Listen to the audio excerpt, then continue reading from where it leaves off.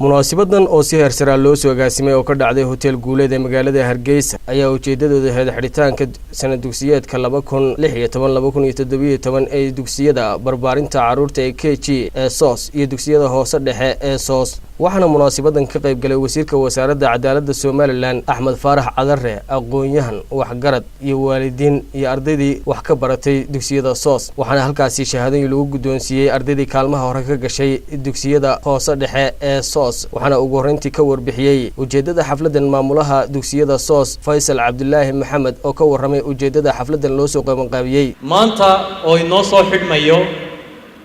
sanad dugsiyeedkii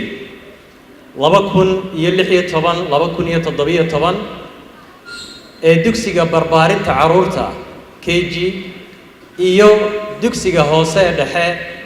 primary-ga SOS maanta halkan waxaynu isugu nimid inaan ka qayb qaadano farxadda caruurteena waxaa halkan ka qalin jabin doona 30 arday oo KG3 ka qalin jabinaya oo dugsiga barbaarinta caruurta intay ka gudbaan u gudbi doona dugsiga hoose waa kuwa halka fadhiya u baxeen yar-yara ee KG-ga waxa kaloo halkan maanta aynu ku abaal marin doonaa ardaydii dugsiga hoose dhexe ee dadaalka badan muujisay iyo kartida badanna sidoo kale muujiyay oo halkan maanta haddii Ilaahay dhaa waxaan ku abaal marin doonaa 80 arday oo kaalmaha kala duwan kala galay ardaydii u anshaxa fiicnayd iyo ardaydii dadaalka badan muujisay kaalmaba yaani ku gaadhine laakiin dadaal badan sanadka gudihiisa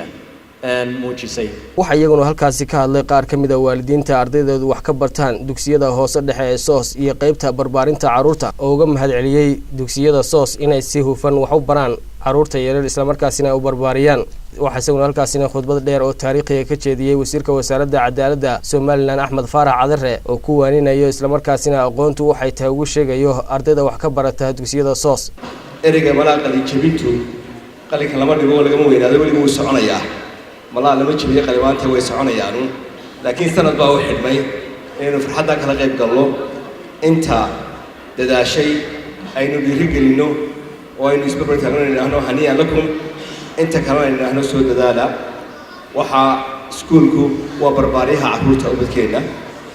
marna waalid baan ahay marna mas'uul baan ahay waajib bay tahay inaan ka soo qayb galno imaado si markaasi ay u noqoto dhiirigelin ubadkeenu dhalay waxaan jecelahay in aad u taageero xagga xiriirka waalidiinta iyo iskuulka